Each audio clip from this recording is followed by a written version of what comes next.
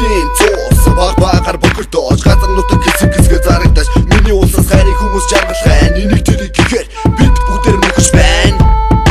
Тэди дооратаж ирсэн Монгол охид хөөрхи өрн болж төрсөн эзэс охид төрхи эмэс охид бодоод өндөс усаас сүрэн энэ олон нийтэд оши бид одоо яах вэ? Энэ бодор чинь би одоо тааснаа бодог болох хожаа нарыг алхаад хэдэ таягсан бодоод очнууд гэтсэн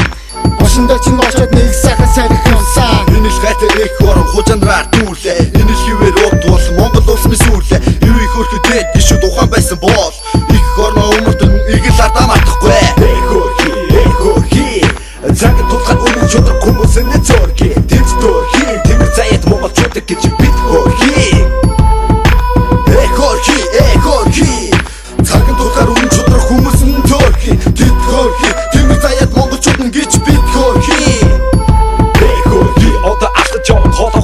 алхын нүдэнд юм харагдахгүй удаа дотор дөөлтөө энэ тэнхүү хужаанаараа бидний гараа хөөрөлтөө хөгсөн залан хүүхэд багчуу тэрийн өндөс үсэг тэнд доромшин Монгол хүмүүс шоолон наад байгаа хүмүүс насад байгаа хүмүүсээс би нэг бараг доортон хэдий хороор хоолно Монгол хүмүүс хоортон тэдний болохоор боортон Монгол баатан мэдсэн бүгдэн бүрэн удам биш билүү олон зууны түүх соёл онгондоо шиг уулуусаа алдаж байна мартаж байна амжиг золон гамсаж байна хатаж байна ишгүй татвар татаж байна түрүү засаг төмөн голонд хатуу хандан бас мөлчин тэдний зөхөс мөрийг хөдөлгөө хадаглагдан бас мөгчин Монгол хүмүүс амьдараа гэж сэтгэлэн дөхөж чинь үүнээс харахад дэндүү зөвхөн чигсэн удам бүхэж чинь